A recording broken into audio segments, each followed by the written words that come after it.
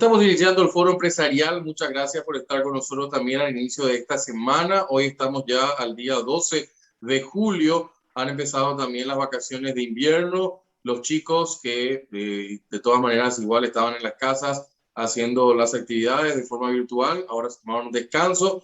Ya están seguramente disfrutando de algún momento de esparcimiento y con ganas de volver a las clases en esta modalidad híbrida que se está también hablando al respecto. Ya la vamos a tener en instantes a la viceministra del Ministerio de Educación y Ciencias, la señora Celeste Mancuello. Recordábamos que antes de la pandemia estuvimos conversando en el estudio ahí de 5 días. Ahora nos toca hablar de manera virtual después de un buen tiempo.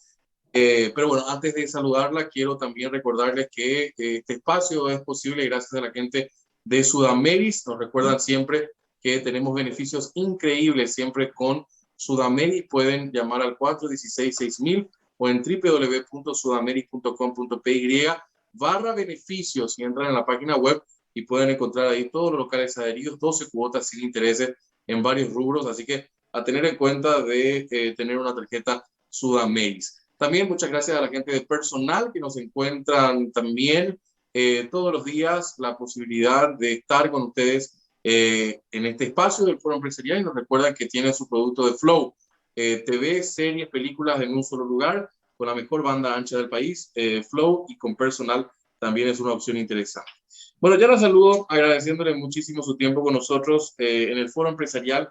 El tema de la educación también es un tema importante y transversal hacia lo que significa también la calidad educativa para la transformación, en cierta manera, de una economía mucho más fuerte. Y estamos con la viceministra de Educación, Celeste Mancuello, actualidad un poco del sector educativo. Quiero hablar un poco también sobre el tema de registros de títulos. Bueno, hay un montón de cuestiones también que hay en la agenda y que nos gustaría actualizar también al inicio de esta semana. Doña Celeste, ¿cómo está? Gusto saludarla. Buen día, Juan Pablo, y a toda la audiencia de Foro Empresarial. Aquí presta para compartir un poco con ustedes un tema que, como lo mencionabas, tiene que ver con formación de capital para el desarrollo del país, que es la educación. Bueno, ¿cómo está? Hagamos un poco una introducción en torno a la educación. 2 años, 1 año y medio, con tendencia a que sean 2 años de atravesar la pandemia. Si hacemos un pantallazo, ¿este año es mejor que el año que nos dejó? Bueno, el año de pandemia, Juan Pablo, trajo consigo el poder aprender, el poder identificar cuáles son las oportunidades que deberíamos fortalecer. Uno de ellos tiene que ver con la formación y el acompañamiento a los docentes. Otro tiene que ver a identificar cuáles son las condiciones, porque bien como sabes, el tema de clases en línea o usando plataforma no es posible en aquellos lugares donde no llega la conectividad. Sin embargo, hay mecanismos como para aplicar educación a distancias. Una de ellas es el utilizar los materiales impresos. Este año se han distribuido 600.000 materiales impresos, se han entregado 10.500 computadoras. Y bueno, este año tuvimos el 70% de nuestro desarrollo de clases de manera en la modalidad a distancia. Entonces, fue un año 2020 de aprendizaje con todo lo que conllevó también la misma incertidumbre por la pandemia. Hoy es un día de celebración, estamos en un proceso de vacunación a más o menos 65.000 docentes de todo el sistema educativo, no solo del sector oficial, también del sector privado, que ya las noticias del fin de semana nos daban cuenta que inclusive desde el sábado ya estaban formando fila, entonces hay mucha expectativa también por parte de los docentes de recibir la vacuna. Sí, y es cierto, es una cuestión que hay que destacar este día de fiesta en todo sentido, porque vemos de que hay una esperanza en muchísima gente que quiere vacunarse y especialmente también el sector docente, porque quieren volver a las aulas, viceministra, ¿no? Sí, justamente una vez que cerremos este proceso de inmunización, ¿verdad?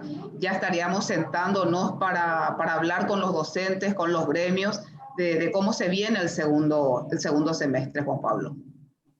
Que realmente esperemos que sea de reactivación total y que la gente pueda en todo sentido encontrar también en el sistema educativo de vuelta cuestiones que me parece que tienen que tender hacia un aprendizaje también, como dijo en un momento usted, de utilizar estas herramientas de forma inteligente como son las herramientas de la virtualidad, que fue el mecanismo que tuvimos que utilizar durante este tiempo. Viceministra, hablemos un poco sobre este tema de la reingeniería que están haciendo sobre el tema del registro de títulos. Es engorroso, yo le tengo que decir también a título personal, que creo que mi título está todavía por ahí, me costó 10 años llevar a justamente tener que rubricar todos los sellos, no por el tiempo de 10 años, sino porque ahora recién estoy haciendo la gestión al respecto y creo que ya está en la etapa final.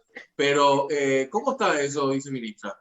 Primero, Juan Pablo, casi me caí hacia atrás. Dije, si hace 10 años está el título de Juan Pablo acá, ese sí que acá sí que me sonrojo de poder ver. No. Estamos dando un gran paso, Juan Pablo. Es importante mencionar que, así como hablábamos del tema anterior, de que la pandemia, si bien conllevó un tiempo de incertidumbre, también fue un tiempo de aprendizaje y de innovación. En lo que hace a proceso de registro de títulos, estamos dando el gran paso de innovar para mejorar. Innovar pasando del papel a la generación de expediente electrónico. Esto conllevó una reingeniería, un mirar que cómo lo estábamos haciendo, de qué manera se garantizaba el cumplimiento de los requisitos, qué significaba esto en términos de costo, oportunidad. Porque bien sabes, Juan Pablo, que el contar con un título reconocido, porque la ley así lo establece, el ministerio lo tiene que reconocer, significa en unos casos oportunidad de mejora salarial, en otros casos significa oportunidad de acceso a empleo, en otros casos significa acceso a becas. Entonces, siempre un reconocimiento de cumplimiento académico representa un paso y un eslabón para arriba. Entonces, la forma digital, las oportunidades que las TIC nos estaban dando, enmarcado en las reglamentaciones que tenemos. ¿Cuáles son? La ley de firma electrónica, de firma digital, la ley de cero papel, los procesos que ya también lo estábamos trabajando con educación, con las instituciones de educación superior, que cuando hablamos de instituciones de educación superior hablamos de institutos de formación docente, institutos técnicos superiores, institutos superiores y universidades. O sea, esos 4 son los espectros. Entonces, trabajar un poco cómo hacer y damos este gran paso. Por darte un ejemplo, Juan Pablo, nosotros en la normativa dice, tenemos que garantizar que el egresado universitario haya concluido su formación de bachillerato. Para eso el ministerio pide un certificado que el ministerio da. Pero como no teníamos sistemas en línea e integrados, esto se hacía en modo papel. Hoy el ministerio va a consultar directamente, el sistema va a consultar, Juan Pablo, ¿es egresado? Es egresado, está. La carrera que Juan Pablo siguió está debidamente habilitada, esto se hace con el CONES, está clic. Juan Pablo, ¿cuáles son los datos que figuran en el departamento de identificaciones? O sea, va chequeando ese cumplimiento y ya se pasa al siguiente estadio. ¿Y cuál es? La universidad genera de manera digital el certificado de estudio que amerita que Juan Pablo concluyó su formación. Firma digitalmente el responsable y remite al MEP.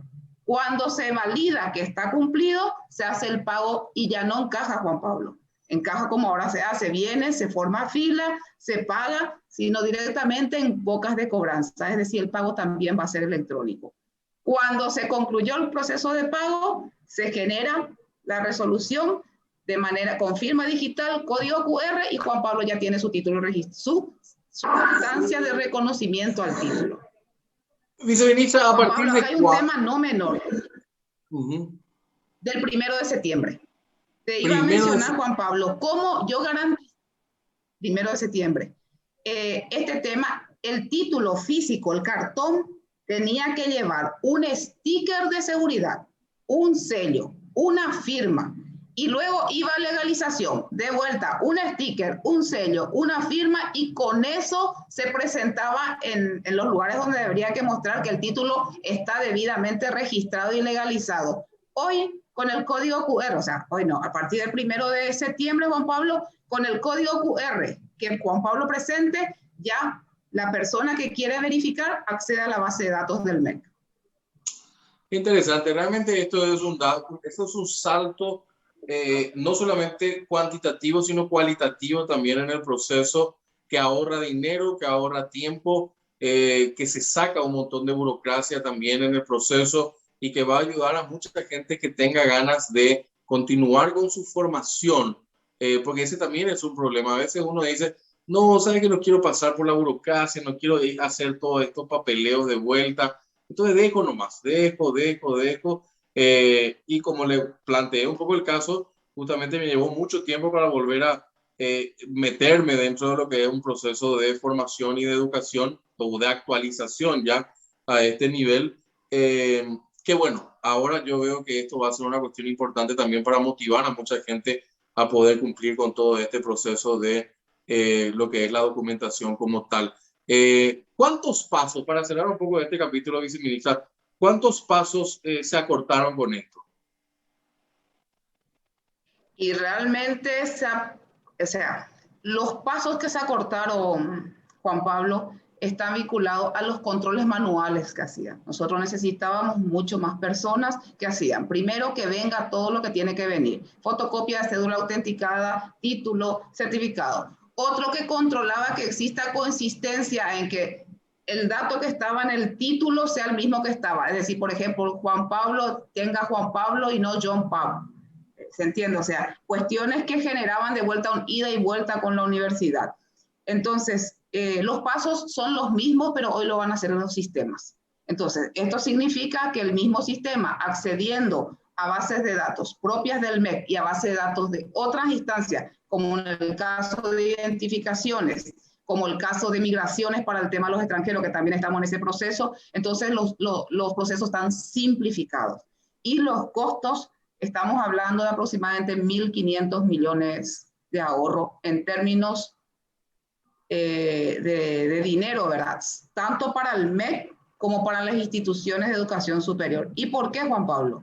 Porque a lo mejor una universidad que está en el norte, y va Juan Pablo, volviendo al ejemplo, ¿verdad? Está medio famoso hoy, y dice, yo quiero registrar mi título, pero venir del norte para Asunción para un título, porque eso está centralizado en Asunción, dice la universidad, no, el costo de ir, llevar y traer, vamos a juntar un grupo de títulos y posiblemente junten 10, 20 y con eso, ahora, pide el egresado su título y ya se va a poder generar el expediente, ya se va a poder procesar porque ya no hay esa ida y vuelta del funcionario de la universidad que tenga que venir a traer, que tenga que llevar si hay inconsistencia, que tenga que venir a retirar. Claro, y así mismo, viceministro, me parece que es un dato interesante. ¿Algo más que nos quiera aportar sobre este tema de lo que es la reconversión en materia de la gestión de los títulos? El tema que no profundicé es el tema de la validez. La validez en el proceso que hoy está vigente hasta el 31 de agosto, la validez del registro, la dirección de registro hacía la correspondiente, así como te mencionaba, emitía la resolución firmada digitalmente, se ponían los stickers y demás, había una dirección de legalización que reconocía que ese título, o sea, ese registro es válido. Hoy la firma digital ya tiene su respaldo detrás. Entonces, esto también obvia, me preguntabas cuántos procesos se hacen 2 en 1. Entonces, es un paso importante también la transparencia. El egresado, cuando hace su solicitud a la universidad, ya en tiempo real va a ir viendo por dónde va pasando su expediente. Es decir, si el sistema terminó de verificar, si el sistema aceptó, si no aceptó, entonces va a haber una interacción entre el sistema y el egresado. Hoy, si bien están disponibles los procesos, sin embargo, siempre, prácticamente todos los días, tenemos lluvia llamada y dice, ¿y qué pasó en mi expediente? Ya trajo a la universidad. Entonces, esa interacción, esa comunicación, ya la va a tener directamente con el sistema. ¿Cómo lo vamos a implementar, Juan Pablo? Hoy estamos ya trabajando en el piloto, es decir, las universidades también van a tener que posiblemente redactarse, pasar de hacer copias de papel, pasar de tener una organización a tener que repensar. Inclusive las que no tienen van a tener que adquirir los tokens para firma digital. Pero es un paso importante, Juan Pablo, porque va a significar una mejora sustancial para el egresado. Poder contar en un término, pasar de 25 días hábiles, que más o menos representa un mes, o sea, más de un mes y medio, 2, si está todo bien, y 6 meses llegó a tener, en caso de que haya algún tipo de situación, a tener en menos de 10 días o hasta 10 días, es un gran paso, Juan Pablo. No te escucho, Juan Pablo. Sí, ahí está. No, va a ser una cuestión totalmente de mucha importancia realmente este tema de ir erradicando un poco la burocracia, que bueno, nos va a ayudar a tener un salto cualitativo también en esto. Viceministra, hablemos un poco de algunos temas generales.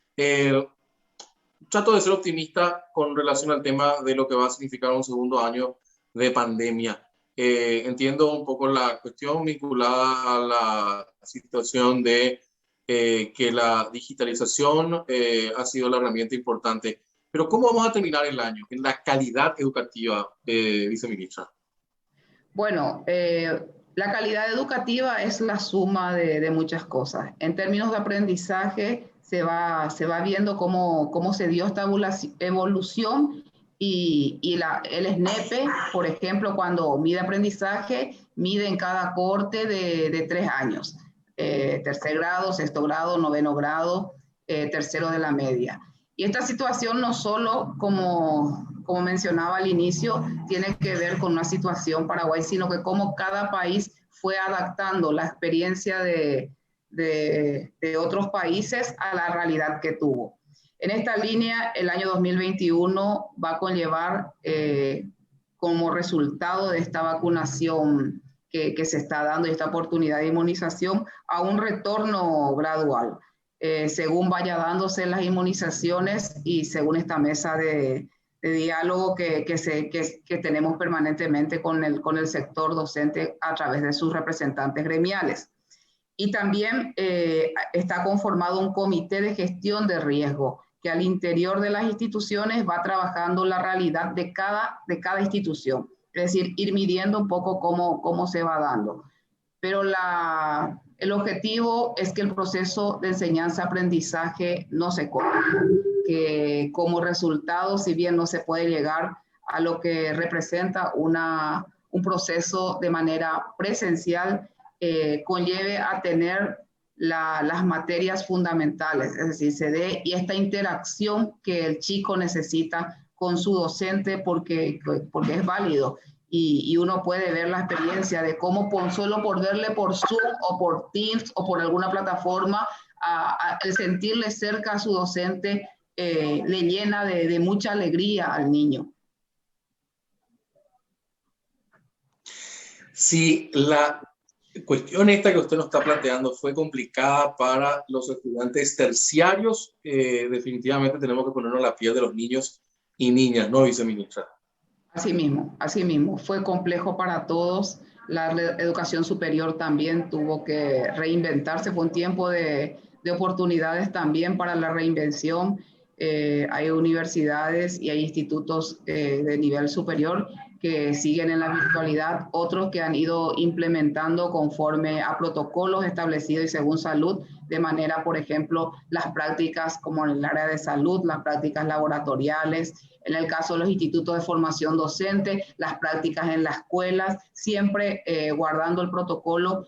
Y yo estoy segura que este tema de cumplimiento protocolo va a seguir aún después del término de la pandemia, porque significó un poco un cuidado, el tema de lavarse las manos, el tema de mantener las distancias, muchas cuestiones que quedó un poco en el olvido, Juan Pablo, y que el reencontrarnos, el volver a la normalidad, va a significar seguir manteniendo los ambientes limpios, aireados, que nos viene bien.